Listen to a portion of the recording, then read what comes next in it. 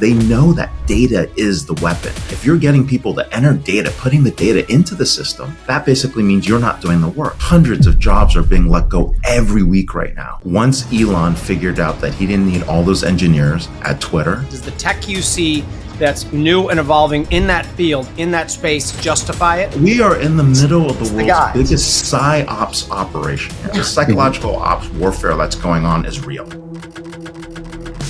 We are in the middle of the biggest layoff in Silicon Valley that has not been reported. Is there a point in time where just the ad model dies, or is this just infinite, never ending? If you want to start a t-shirt business and you've got to buy ads in order to actually succeed.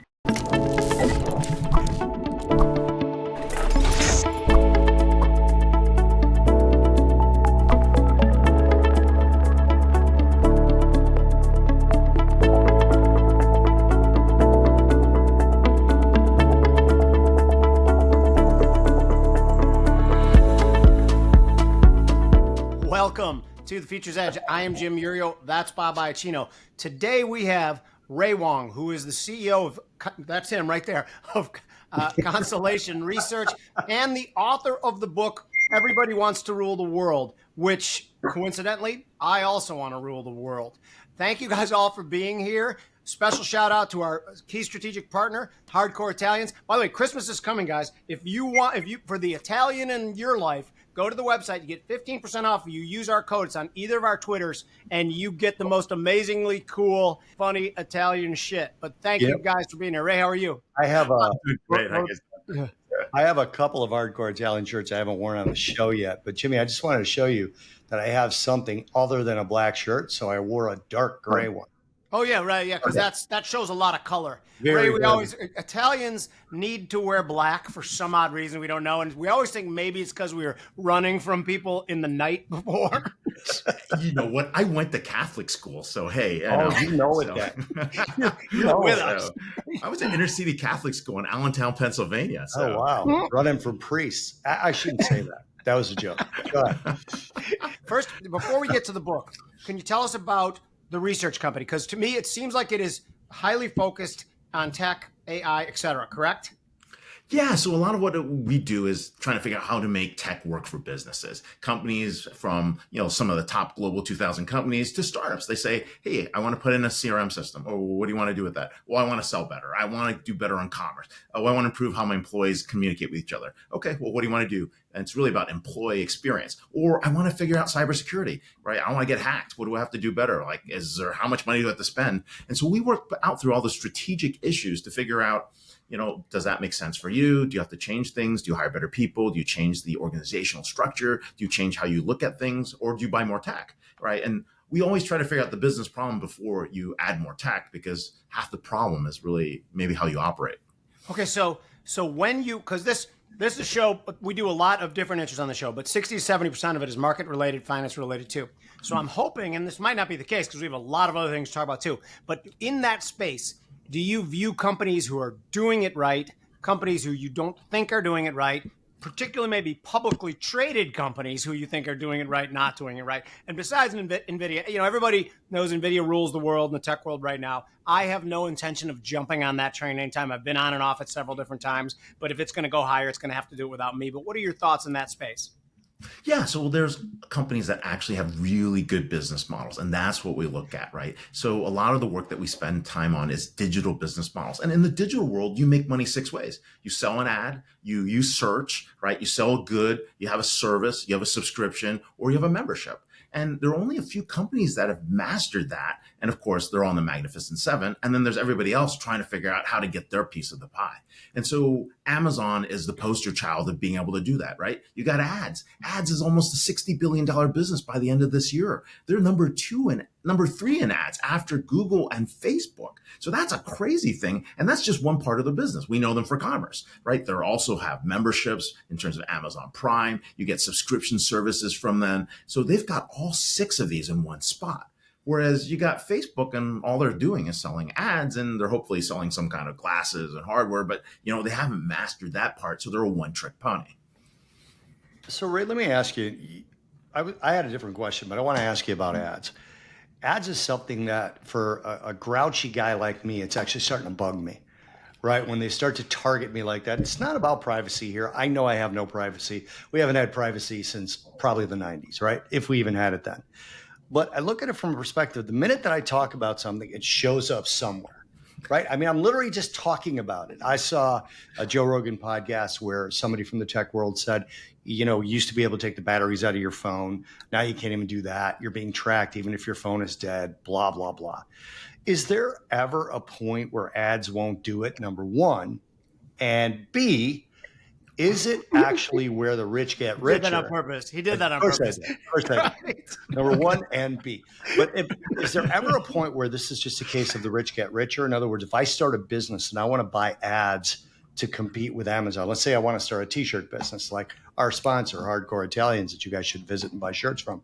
If you want to start a t-shirt business and you've got to buy ads in order to actually succeed, is there a point in time where just the ad model dies, or is this just infinite, never ending? I don't know. Every time I say I got a guy, Futures Edge shows up. So I don't know. Ray is our guy. Yeah, Ray's coming out every week, by the way. So here's the thing, right? You're right. So the challenge isn't that. The challenge is to win the ad war. It was really who had the biggest network. So you have more people you can reach. You can play the ad war. The second piece is with AI, the people who started earlier are getting smarter and smarter over time. And so as you keep feeding your competitors, or you keep feeding like the big guys more information and insights, they know what time of day you're up there. They might even have your heart rate because now you're connected to a watch. All those things are being collected. And so whoever has the most data and the largest network is going to win. So that's why network plus data is really important. But then there are a couple other things, like you got to have a platform, right, to be able to do that. And you got to have a distribution channel. So if you have all four of those, you've pretty much won the game. And what people don't realize is that it doesn't matter if you're Facebook doing social, you're Google doing search, or you're Amazon selling commerce, they're all in the ad business. All three of them are basically in the ad business. And we're not talking like small change. We're talking almost $400 billion in the ad business. But when you're talking the ad business, Ray, you're talking the collecting data for targeted ads, correct? The digital ad business, yes. Yeah, so I mean, they're collecting a crap ton of data. Something happened to me the other day, and I want you to shed some light on it for me too. My wife looked and said, "Oh, there's a MasterCard that's better. We get more miles. We get free bags or too. Can I replace your MasterCard?" So she orders a MasterCard. It comes in the mail. We activate it. That day, by the way, I swear to God, this is true, and you guys you won't think it's crazy, Ray. You probably know of it. I go to Amazon to purchase something. They have my card on file that I just got in the mail 2 days ago. Yeah. Oh, you're even surprised by that? That is too crazy unless it was an Amazon MasterCard. It's not. So. It's a American Airlines MasterCard. Wow. You think I'm crazy? I'm lying. I'm not lying. That really happened. That is wild. I don't know how they would add the card without you. That is crazy. Yeah. So I'm telling you, they're getting pretty good at this shit, which this is much to my dismay because I did not like that at all. Not that there's anything we can do about it anymore, right? Yeah. There is, but that's kind of funny, right? I mean, there are things we can ask for as we get into more AI, as data becomes more important. We have to ask for the right, basically, to be disconnected without being seen as a terrorist, right? So if I don't want to be disconnected for a couple hours, you can't come after me or say something's wrong. If I want to pay in cash, you still got to give me the right to do that. Those are big things that people are looking for. Yeah. So is that something that happens through elections, right? Or is it something that happens through more technology? It's going to have more technology. Right now, the problem is the technology is working against us. A good friend of mine, Ari Kayumi, she basically was looking at technology, right? And technology has gone from, persuasive. We spend more time on it. We spend, hours wasting our money and are putting our data into it, to consensual, things that ask us for consent, and then to mindful, which is they're working for us, not the man, right? And the technology right now is stacked against the individual. It's working for the system. It's not working for you. Right. And Google's never not going to.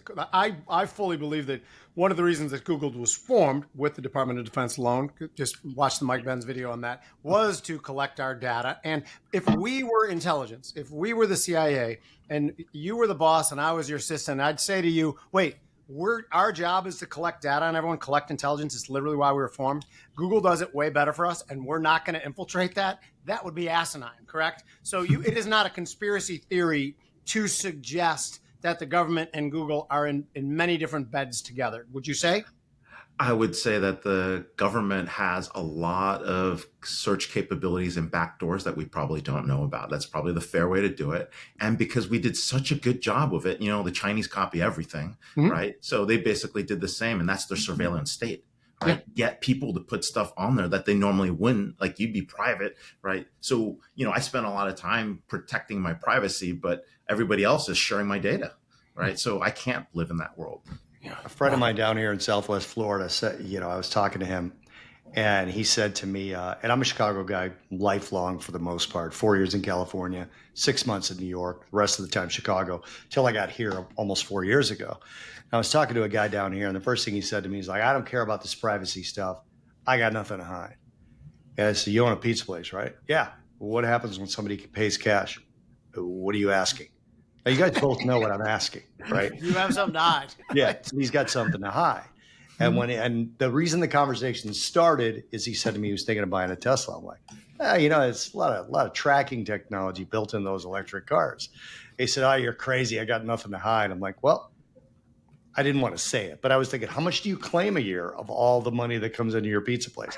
How many people pay cash? Is the government at some point, there's a question in here, I promise. Is the government at some point going to be able to register, to be able to track how much you made versus how much you spent on Amazon versus how much you spent on your electric bill versus your mortgage versus can you afford the car that you're driving around in and make it some sort of collectible thing? So I ask you, Ray Wang, is there a sector of the tech world, Silicon Valley or wherever, that is trying to build things to combat this? Or are they all just trying to build a better mousetrap in terms of tracking?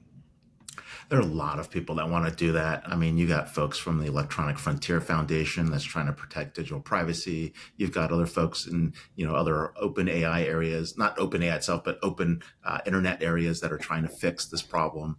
But we're not seeing a lot of effort to combat this. I think we're kind of stuck with it. So this is the challenge.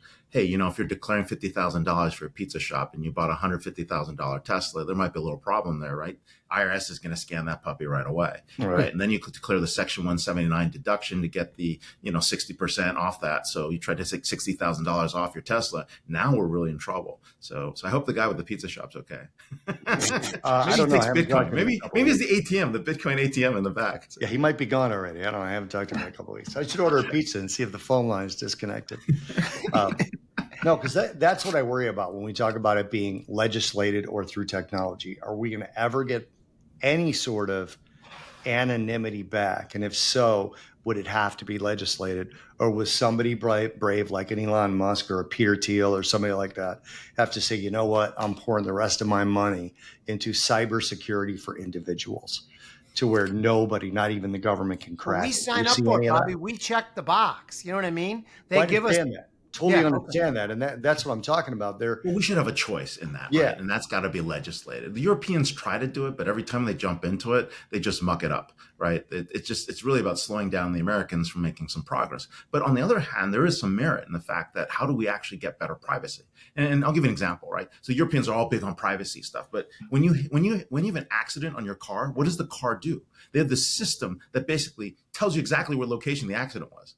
Right. Blows away all your privacy at that point in time, right? So it's a question of how much privacy do we need? What level of absolute privacy do we need? And how do we balance that with security needs as what's going on as well? So this is going to be an ongoing battle for quite some time. We're going to look back 100 years from now and say, I can't believe those humans were able to do whatever they did, right? And nobody knew what was going on. Yep. So it's crazy. We traded it all away, and particularly the generation. Bobby and I are probably a little older than you are, but I live in a neighborhood quite a bit older than you are. Yeah, I don't know. You guys look pretty young. You guys are in your 40s. That's what we were fishing for, by the way. You played right into our hand. You guys in your 40s? I don't know. No, I'm going to be 60 in next summer. So I just turned 58. Yeah, so you're not that far behind. I'm 52. So. Oh, okay. Yeah, so you were in the same general ballpark. But there's a lot of 35 to 40-year-olds on my block here. That generation, all of them have Ring cameras. All of them have. What is it? Alexa. All of them have everything. And I know, they're tracking me through my phone and computer just the same as they are them. So my move to not have Alexa is largely symbolic. But we did this. We gave it up. And then people say to me, like your friend with the pizza place, if you don't have anything to hide, you shouldn't be worried. Well, yeah, I have a lot of things to hide. I don't want people to know about what I do. And some of it's even legal that I don't want to know what people do. Anyway, that's not my question. My question is that When you saw AI and Nvidia and the companies even tangentially related to AI going through the roof over the last couple of years, do you believe it's justified? Does the tech you see that's new and evolving in that field, in that space, justify it? It definitely does. Here's why. When we had the internet, it was open, it was decentralized, everything was cheaper. There were a ton of players that were going to win. The problem with AI is the entire opposite. It's closed, it's centralized, it costs more, and only a few winners are going to emerge. Wow. And so we can kind of see who the winners are here much closer than we did in the internet. And you know, the chip makers, right? Nvidia's got a good run, but it's not like a 12-month run. They've got a 36-month lead. And so that's a whole different game. Now, is it worth that valuation? It might be a little bit on the high side, but it's still justified because there are not a lot of people that are going to catch up to them. Well, who's in second, third, fourth place? Yeah. Right. Who's in those places though? What companies? You hope AMD comes up with something that's in the what world. I bet on. You've got right? ASML and other folks that are building, the tools that actually get you there. Broadcom's an interesting play in the back end because chips are doing well. So the chip sector is getting its heyday, and then all of a sudden something might happen and nobody needs to use that much compute power, right? The second thing is, that in order to do AI, you need tons of energy. So you should be betting on nuclear power plants, uranium, baby, utility companies, right? Yeah. So Constellation Energy, right? Duke, Southern, right? These are companies that are there. That's one other play that you could do. And hopefully we get more efficient in terms of how much consumption we have on chips. So then that'll crash too a little bit once we get better at that.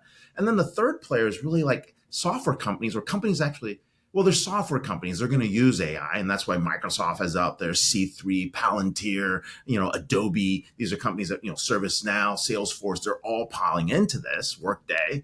And then the last sector is actually a more interesting piece. You should be betting on companies that figured out how to do this, and we're doing this for 10 years, right? Uber was amazing, right? They're doing ride batching so that they know how to give their operators more turns. So every driver can actually have more, can carry more people, less trips, right? And make more per trip, right? They're also doing dynamic pricing to figure out, hey, you're coming out of that game. Yeah, that pricing should be 3X, not 2X surcharge, right? So that's all the kind of, you look at Walmart, they're doing amazing things as well, trying to figure out how many folks they staff in terms of the, aisles. They're using that as well for pricing. They're using that on the supply chain. So the companies that are using AI are the ones that I'm more interested in right now as we get out of the chip craze. Okay, that might be a quick takeaway for me before I throw it over to you, Bobby, because the Walmart thing is interesting to me because I did hear that they're becoming more of a technology company than a redneck company like they have been, and that might be a very, very interesting play. So I'm going to be looking at that for sure. But Bob, well, I'll give you an example. We were interviewing the CEO of Sam's Club yesterday at our AI forum in New York, and he was telling us all the things that they were doing in terms of technology. I mean, they've got the data, they've got the customers, they've got the network, they've got the distribution channel. I mean, Walmart's in ads now. Right? They're doing some crazy stuff, right? You can get, I don't know if you got the fresh squeezed orange juice at Sam's Club. It's actually really, really good. It's kind of like the new rotisserie chicken, right? You come in on the rotisserie chicken and now, wait, what's going on? Now you're coming in for the orange juice. So they've got it down. They've got this Cabernet, I forgot where it's coming from. That's supposed to be an $80 bottle of wine. They're selling for $22, right? Wow. So they've got draws in it. And that's all coming from AI where they're using the data to figure out, how they promote or how they get cataloging out there. To what degree, if any, is the data being manipulated? Now, this is tinfoil hat shit, but to what degree, if any, are people, thank you for putting it on, is the data, are things being presented to us that they want us to like? I hate using they. I'm one of those people that always says, "No, they are they. They really are there. They. Yeah. It's them." We are in the middle of the world's biggest psyops operation here. The psychological ops warfare that's going on is real, and the problem is we have a generation that doesn't know how to do critical thinking. Because they can't do that. They don't know what it is. If you're being spoon-fed information all the time, you lose the ability to say, is that right? Does that even make sense? And it's little things. It's not big things, but little things over a long period of time really can shape how people think. Wow. Yeah. Yeah. So that's the reason. I mean, I want to make a broad appeal to anyone who's any sort of a tech bro that's listening to us to start working on protective measures with tech, because I don't think the politic is going to achieve it. Ever. No, we're going to get sick of this shit, right? Because it's benefiting them, right? And the more that I try to detach from this stuff, I've said this on our show before. I started a thing that I actually got from Andrew Huberman. I know you guys probably know who that is, where he said, don't look at anything electronic. Try not to even look at, overhead lights or anything for the first half an hour of your day. So now I wake up, I grab an actual physical book, right? And I go sit outside, which I can do, Jimmy, 12 months out of the year here. Lord. And I watch the sun coming up while I'm reading. I can do it too. It'll just be very unpleasant. But anyway, Jimmy, where are you based? Chicago. And I was for most of my life, right? But I left a long time ago, partly because of the Midwestern big city psyop.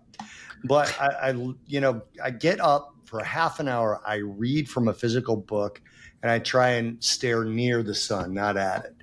And the mood change is palpable from one day to the next. It's amazing. Do you have any insight on some of the studies that have been going on with what electronics and what some of these things, AI, in other words, do to your brain? Well, a lot of the work is really about your ability to think. And I think you talk about the younger generation. I think the worst torture they'll ever have is actually being stuck in a room with nothing in front of them. Would you be able to survive? Right? The ability to actually find that peace. And that's what you're really looking for, the ability to clear your mind and actually do critical thinking. Read a book is a good thing. Write something down, right? It's very hard for a lot of folks just to focus for 2-3 hours working on something today because they're used to all the distractions. And that's really what's scattering the brain. So it's not just electronics. If you're working in a place with tons of distractions and electronics are super fast, you'll get there. I mean, I just picked up a book. I just walked out of the Fox studios today and got one of these. This guy signed it. Vivek, you saw him today? Oh yeah, I saw him today. He just signed it. It was crazy. He was on our show. He did a great job on here. Yeah, he's great. Guy. Yeah. He's got a signature right here. He's a great guy. Yeah. So let me ask you. To think. You want the critical thinking. You want people to actually, ask the tough questions, right? The PsyOps operation happened when we said certain words were banned. Right? Once you do that, it's like, oh, now you got to think differently. Now you can't say certain things, right? I mean, you either believe in pure free speech or suddenly there's hate speech and other categories. At some point, you're no longer a critical thinker. You're now beaten down so much that you're afraid to pop your head up to say something. So let me ask you. Particularly, you mentioned the thing with hate speech. Hate speech, like if you asked the generation behind us, like 10 out of 10 would say, oh, it should be illegal. Like, what the fuck are you talking about? It should be illegal. It's not illegal to hate people. Plus, if people are bigots and hate people, I want to hear them say it so I can make a judgment. I want to know who they are. Exactly. If someone hates you're Chinese Americans, I want to hear them say that to you. And then I can dude, you're a dick. Someone hates Italians, I want to hear it. It's ridiculous that they want to make this crap illegal. I started with all the PC stuff in the 90s and then to now where we are, to trying to relabel everything. I mean, it's a challenge, right? Here's the thing. I'm on the West Coast. Everybody's passive aggressive. On the East Coast, they're like, dude, you suck. Right? And get a beer 2 hours later, right? Yeah, exactly. Here, it's like, you suck. Oh, I don't know. And then 40 days later, they find a way to smack you. You're like, oh, what happened over here? Right. You don't even know how you got hit. Yeah. It's like a little weird. By the way, did I make the jump? Wang is a Chinese name, right? Yeah, it's a Chinese name. I'm Taiwanese. So yeah. Well, when I said that, I was like, oh shit, what if it's not? Yeah, right. Because if it had an H, I would say Korean, right? If it was Wang with an H. I think there are different ways they do that. But yeah, there's a Huang for Korean, there's a Wang, there's a Wang, there's lots of things. Got it. Yeah. Yeah, I mean, for me, it's like one of the things about hate speech that I hated is the sort of description of one hate being worse than another. I mean, hate is hate. When I see the football players with "stop hate" on their helmets, I'm like, I'm sorry, I'm supposed to listen to you. I'm supposed to stop hating broccoli because you want me to stop hate, right? And I totally agree with what you guys are kind of espousing there, where you're saying that the best contradiction to bad speech is letting people hear it so that the other 80-90% of the people can go, you know what, dude, you're an idiot. What you're saying is just insane and stupid. Well, it's also we don't give people room to have the conversation, the debate, right? And that's the other piece that I think we also have a little bit of tolerance. Dude, if you think I'm a dick, fine, tell me, right? But would you like to know why, or would you want the context? Or if I think you're like that, people just don't have the time anymore, right? It's back to the constant instant gratification. People don't go deep into details. I'll tell you guys a story, Jim, if you don't mind, about how this actually affected me. And part of the reason I started to look for things like what I learned from Andrew Huberman. A bunch of people down here, it's hard getting good pizza in Southwest Florida. You can find good Italian, but it's hard to get good pizza, right? And Dave Portnoy said Chicago is a pizza desert, and I now hate Dave Portnoy. Dave So Portnoy there you said go. that? Oh God, yeah, I hate that Chicago's guy. a See, pizza here's desert. my No, hate it's speech. not. I hate Dave Portnoy. Go on. Yeah, and then I started I got a bunch of friends, just different ethnicities, and they're like, "This place is good pizza." I finally found two places I like, and I told all my friends, "This is good pizza." Right? My one friend went there and go, "I don't think it was so good," and I started flipping out that not only do I have a vowel at the end of my name, but I spoke the language, and I literally had red sauce and cheese in my baby bottle. You fucking lunatic! And I started going crazy, and I'm like, why am I getting so upset about this? It's because of the other stuff, right? I actually developed division in my own life about who respected me. I did an argument to authority. You don't have the authority that I do to judge pizza. And it was recently that I realized All how right, let's get into ridiculous that that. sounded. Like, you All like right. that pizza? I like this. People, so the hell what? Yeah. All right. I want to know where the best pizza is. Is it Vito's and Nick's? Or is it Illuminati's? Or is it Giordano's? Or It's, what do you guys do? Vito's and Nick is really good. I like Wait, Vito's and just Nick's. like simple. By the way, Chicago style pizza is tavern style pizza. It's not the deep dish pizza like Right. it's been made. We've been made to believe over the years. A buddy of mine who's actually Jewish, Steve Dolinsky, wrote like the Chicago Bible on pizza, and it does bug me that a Jewish guy wrote the Chicago Bible on pizza. But it is. Portnoy's He Jewish, is. but What's whatever. that? Portnoy's Oh, I don't mind Jewish. Jewish people. I like Jewish people. I just don't like them when they're encroaching on my pizza Talking shit about in the and doing it context of well. pizza. Yeah, Steve Dolinsky. But anyway, so it was a marketing campaign, and I'm fine with deep dish pizza. It's not my favorite, but I like it. But it's not who people call it Chicago style pizza. That's a marketing campaign. A pizza that comes right out of a wood fire in a tavern. And by the way, I like thin crust Pat's Pizza, which by the way, I wish that had a more Italian name. But Pat's Pizza is a nice pie. Bobby, what else do you like? Well, Pat in Italian is Pasquale, and I think that's such an old pizza place. He's like, we can't call it Pasquale. Pasquale, yeah. So I like Vito Nex. I really like Salerno's, but Salerno's Pizza in Chicago, there's two or three of them that are the original family, and then there's a couple that are an offshoot, a couple of cousins who thought they stole part of it, and they had a lawsuit over the name, and they all decided they could all use the name, but they don't have all the correct recipe. So if you go on Grand Avenue in Ogden, there's a Salerno's there. If you go 16th Street in Harlem, there's a Salerno's there. There's another one in Broadview. It's like That's raised the in New original York. family. That's the original Salerno's in Chicago. And then I think I've been to the one on Lincoln Ave. Pat's And Pizza. I also like Lincoln Pat. Ave. I like Pat's a lot. Yeah. So, but yeah, Anyway, Vito we move Nick's. on to the book. Oh yeah, well, We're good at that's why selling here. books. That's why Yeah. we're here. That's one of the reasons we're here. First of all, I'm here for me to have fun. If you guys have fun and sell books, that's good too. But that's what I'm mostly here for. All right. The book is called Everybody Wants to Rule the World. Can you tell us about it? Yeah, the bottom line is we believe that because of digital, there are only going to be a few winners going forward, right? And these are the companies I told you that had the digital monetization model. But the other thing is you got to have a lot of users to be able to play, right? And so you've got the most fans, the most users, the biggest number of devices connected. Now you get to play. And this is part of the investment strategy. If you're looking for companies with massive moats that you can't overcome, it's those companies. But the other piece is they know that data is the weapon, right? If you're getting people to enter data, putting the data into the system, that basically means you're not doing the work. And the more data you collect, the better you are at targeting, at refining, at understand what you're going to do. And so that's one of the important things is like making sure you have that data, making sure you have a big network, making sure you have the monetization models. But then on top of that, these companies are really good at partnering to the point where it's sometimes like a one-sided partnership, but people still want to do it because it's, we've got like 100 million people we can reach, yet they're losing out. And most organizations are thinking about, you know what, I'm gonna monetize this. But the reality is they're winning on the data, right? They're winning on the data because the more data you feed them, the more and more they can squeeze you on the back end. And that's what a lot of, for example, Amazon resellers discovered, right? Suddenly a hot new item shows up and then, wait, 4 weeks later, Amazon Essentials comes in, takes the idea and throws everybody out of the marketplace. Right? And that's the type of thing that happens because they have more insights. They've got the inside track that you don't have. So tell me this. So again, we've talked about NVIDIA. I'm not in NVIDIA anymore. I am still in Apple, but Apple's a long-term holding of mine.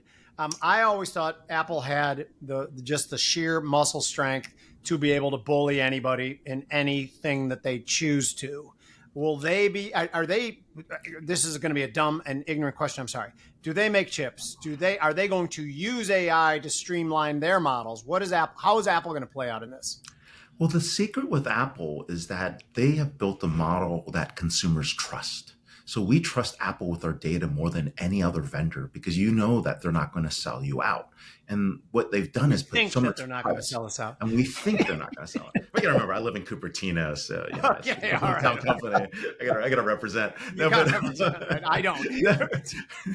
No, but on a serious level, I trust Apple with my data. And that's because they haven't shown that they've abused it. They haven't tried to sell me an offer like, oh, if you bought an iPod, would you like to buy an iPad? Like they don't do that kind of stuff, right? So it's not crass in your face. They might direct advertisers in that direction through search with a partnership with Google. But here's why it's so important. If you're betting on Apple and Apple stock, you realize that the future of Apple is a healthcare company.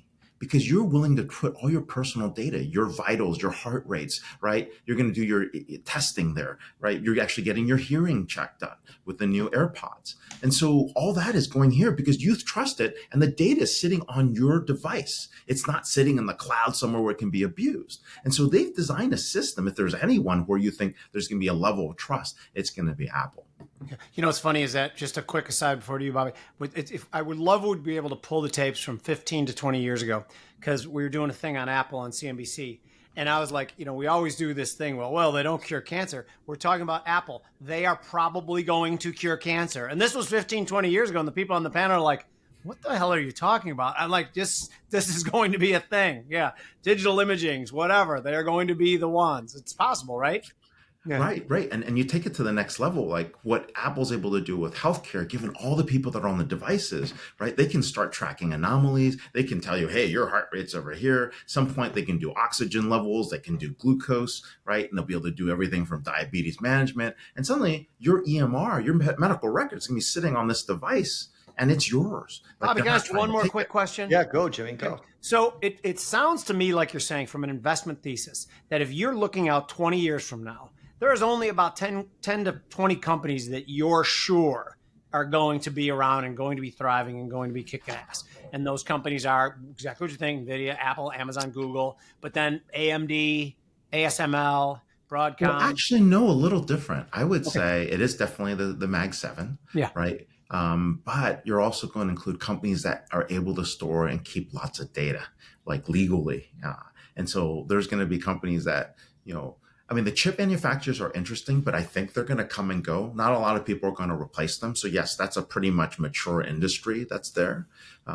But you're going to find companies that even in defense that are capturing data, like Alitos, right? People are doing security systems, right? You're going to look at a Northrop Grumman and a Lockheed because of what they're doing with national security. So those are all very important companies on data. You're going to look at a Walmart and an Albertsons, right? In that retail piece as they get smarter in terms of how they sell. Target, for example. So there are companies that are coming out of nowhere. Ideally, a company in the telecom business could have done it, but for whatever reason, all the telecom vendors have missed every freaking wave. Like, I don't know how they miss everything. They miss the internet. They miss cloud. They miss AI. Like what the heck is going on over there? Well, they're too busy building towers or something.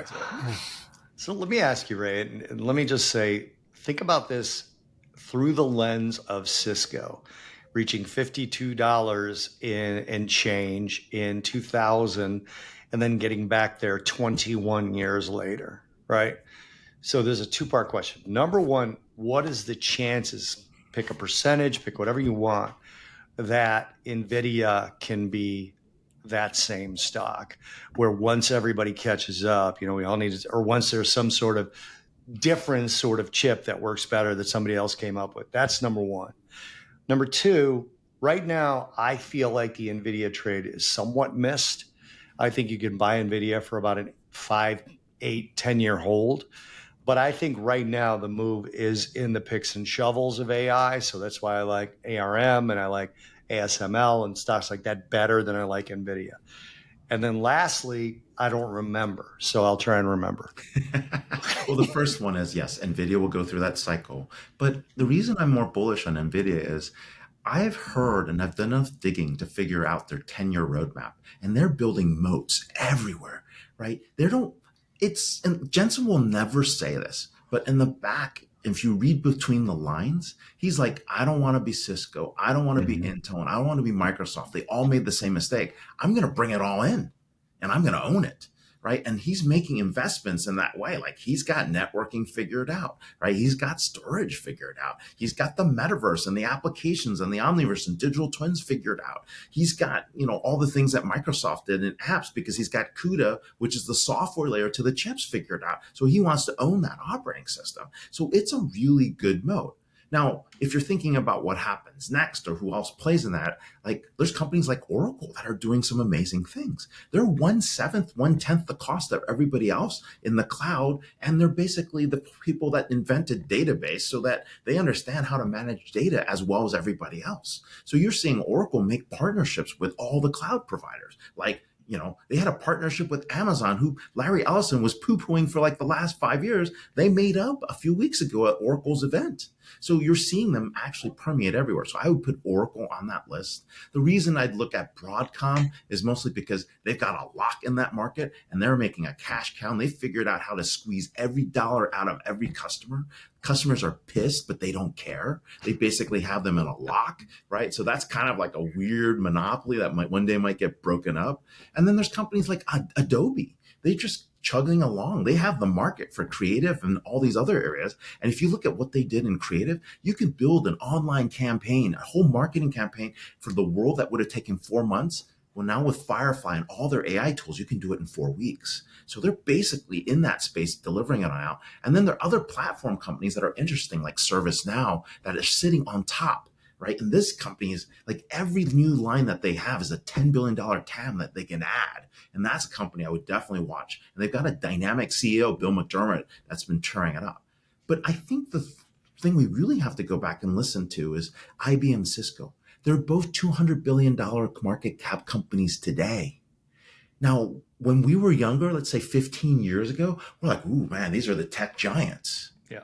They got their butts handed to them over the last 10 years. Everybody else is sitting at $1 trillion market caps. They're at 200 billion. Google can pick up IBM for fun if they wanted to. So we've got this category of companies, the Mag 7, sitting at $1 trillion market caps. We really need to figure out which of the next folks that are in the 200 to 500 billion that are going to break through. That, if I were to do a merger, and since I don't have to worry about all the disclosures, all the crap, I can say this, like I would want to take a ServiceNow, a Salesforce, and a Workday, cobble them together, and I would actually get closer to the 400, 500 billion mark so I can punch through to the $1 trillion piece so that I can actually have the scale to actually deliver all that. Right now, of course, we got Lena Khan. That's not going to happen with the mergers and this DOJ. But if a certain other president wins, we're going to have a different kind of environment. That might actually happen. So that's one of the problems I have with AI on a personal level. It was out there. I'm sure you guys saw it.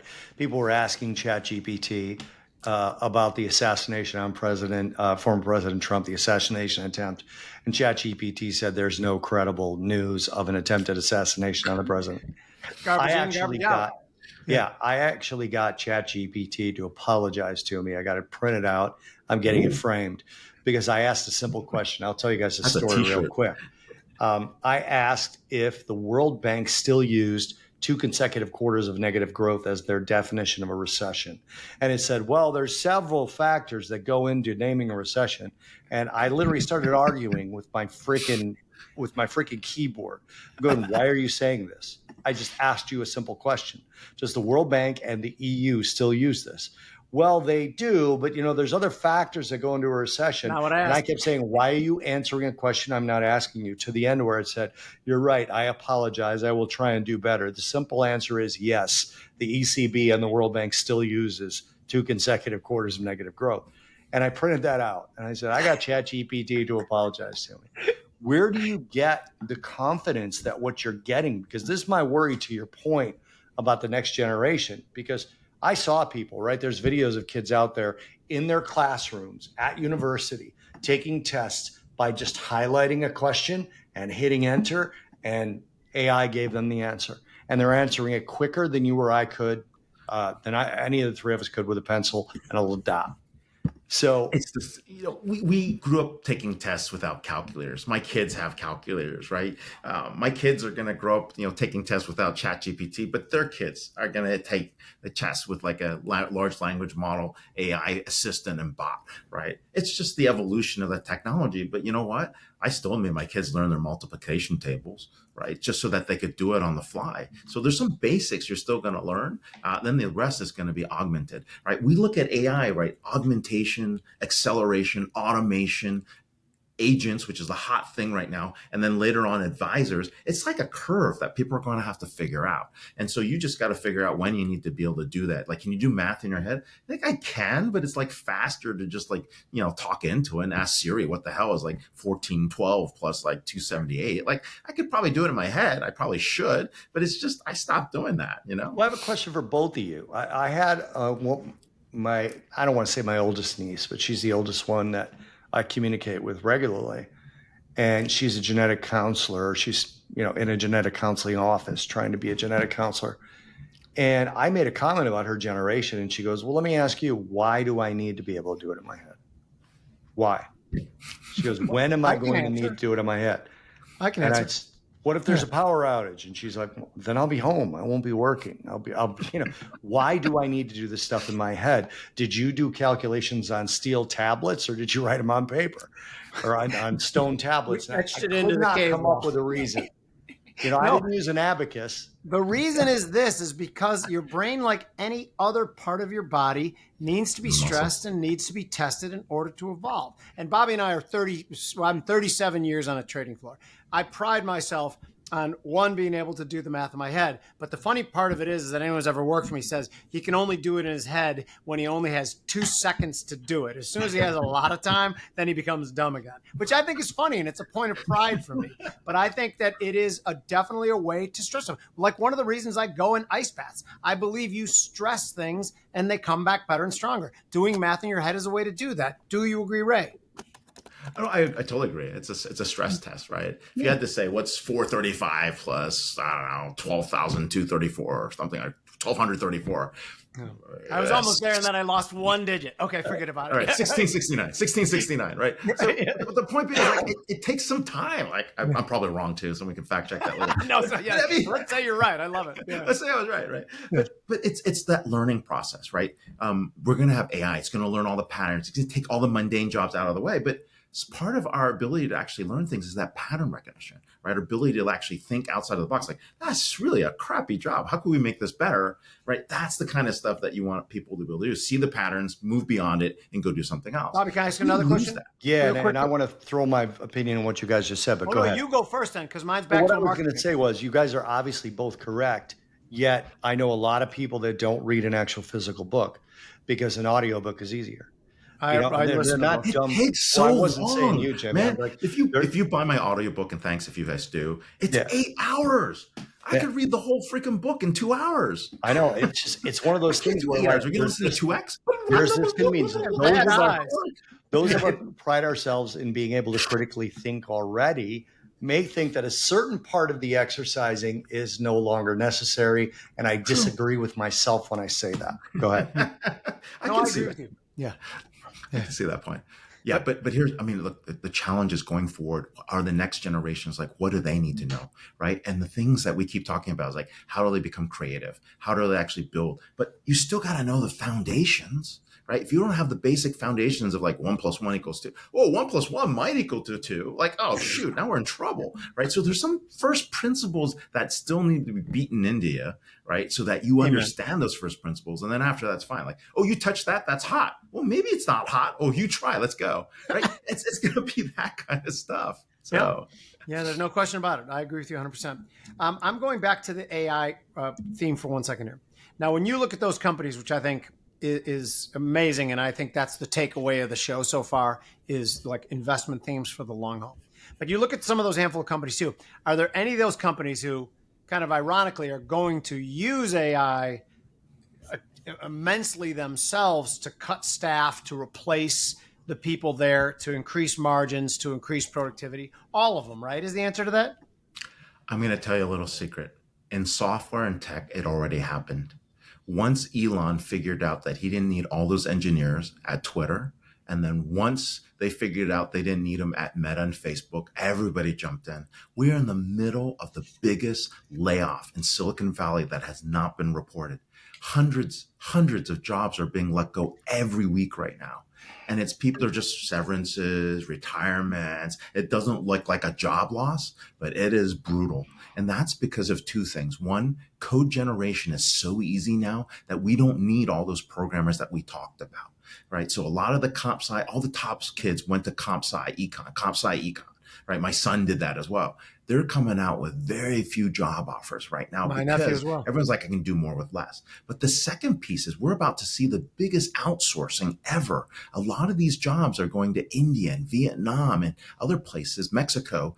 Basically, they're doing the coding there. And so we have these big development centers, global company centers that are picking up, and it's currently the trend. Now that trend will pass in the next couple of years, of course, but that's what's happening. So AI is already impacting. Now, if you want to take a category for an investment theme, definitely look at cybersecurity. That's where AI is going to have the biggest play in terms of being able to do threat detection, being able to actually figure out anomalies, trying to figure out how to actually rapidly respond to a threat, right? So all the stuff that's post-breach, so you take a Palo Alto, you take a CrowdStrike, you take a Fortinet, all these companies are going to be the ones that are already putting this into place. And that's what makes it very powerful because these companies are in the right place at the right time.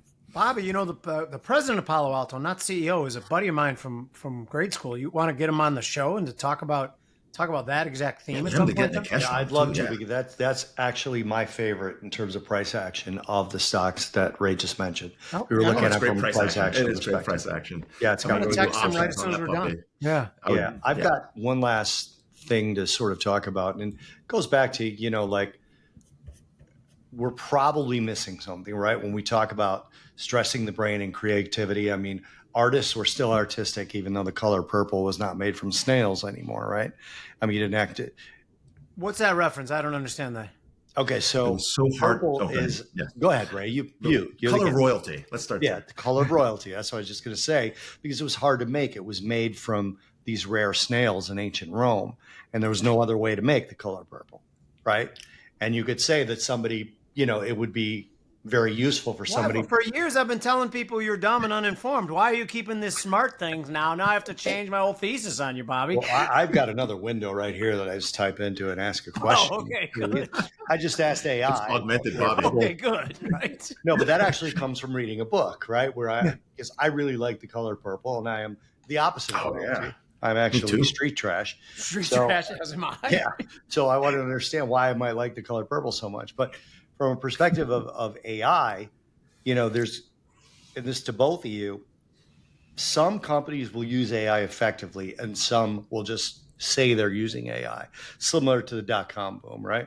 Where pets.com wasn't really a dot-com company, and neither was food.com and any of the other ones that came along. Is there an industry where AI just won't matter, or is it just different levels? That's for both of you. Jimmy's a restaurant owner, so I'm asking him from that perspective. It's different levels. Here's why I say it that way. Like, if you look at AI in Palo Alto, it's basically pets.com. We're going to stick a consumer product, put it there. 25-year-old says, oh, we got AI. That's massive AI washing. Yeah. Right. So we see that. And there are a few that are going to make it, and that'll be pretty cool. AI in Palo Alto, just 40 miles south, is like AI for the enterprise. And these folks have been trying this. This is their fourth time at it. It's some 50-year-old with a startup saying, you know, we can do this. We can change supply chains, right? We're going to change pricing and dynamics. We're going to change customer experience. AI in Toronto is math. It's like deep math, trying to figure out decision algorithms and trees, right? AI in Pittsburgh and Cambridge is, we're going to build the coolest robots. These are kick-ass robots. They're going to fight wars. They're going to actually, you know, pick up your dirt. They're going to do all your errands. Cool. AI in New York, it's about arbitrage. Like, how much money can I make, you know, at what volume? Like, they're all trying to cut the biggest deal. And then you got AI in Tel Aviv. That's all cybersecurity. And then, of course, you got AI in the Middle East. It's about crypto and blockchain and all the other areas. And then you have AI in London and Paris. Like, how do we mess up with the Americans and come up with some cool policy to screw them up? Like, that's really what's going on, right? I like that. You watch the themes, you watch where the companies come, you're like, oh yeah, this is what the pitch is going to be. That's now, amazing. It's a gross overgeneralization, right? But then we watch companies use AI, then it gets very interesting. So there's one more piece I want to hit on. And Bobby, I'm going to ask you the question first. A lot of things we've talked about here seem highly at deflationary or at the very least disinflationary. I know you Bobby, because in two ways.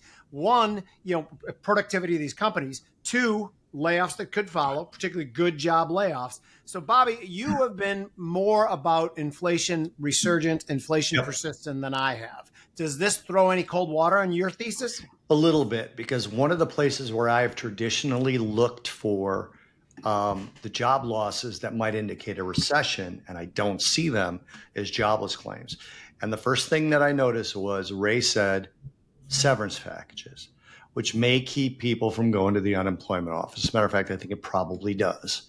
Mm-hmm. So we're not seeing your typical weekly jobless claims number is somewhere in the 380 to 420,000 a week for consecutive weeks to indicate that the labor market has started to suffer at recessionary levels. We're nowhere near that. We're still in the 218, 221 range for weekly jobless claims. The fact that these layoffs are happening in mass in Silicon Valley would not come up in that data. No, it's too small. It's too small. So yeah, that's something to think about. Yeah. And I would like to know, I'd like to find some sort of credible source, and that may be you, Ray, as to how big these numbers are. In other words, if there was, a few 100,000 people given severance packages, well, I'd like to theoretically see a tech-adjusted jobless claims number, and see where the layoffs actually lie, because there are a lot of signals pointing to recession. But I argue that it's more of a stagflationary recession because, as Bob Elliott said a couple of shows ago, Bob Elliott from Unlimited Funds was on here, Ray, and he said a couple of shows ago that if you took an economist from Mars and dropped him into our economy with 4.2% unemployment and 2.8%, 2.9% GDP and 2.6% inflation, I just stocks at averaged all-time high. Stocks at all-time highs, and on that inflation number, I just averaged a couple of indicators, right? And said, what do you do with rates here? They might say we hike them.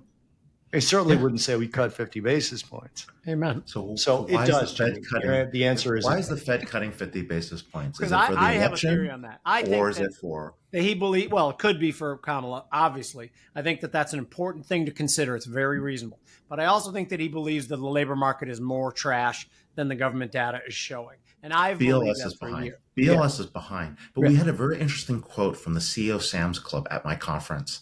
And he basically said, we took 100 million tasks out of our clubs using our technology, but we have more associates. He said, why? Because we're solving more member problems. We're driving engagement. That's a company in growth. They do that. A company in retraction is going to say, we put 100 million tasks and took out 10,000 associates. No doubt and that's about the opposite. And no so both are going to be true. That's the main point here. I'm going to say one more thing real quick, Jimmy. In my opinion, and I just decided this yesterday while thinking about it, ever since Kamala Harris was appointed the Democratic nominee, is that she is the second stage of what we will accept.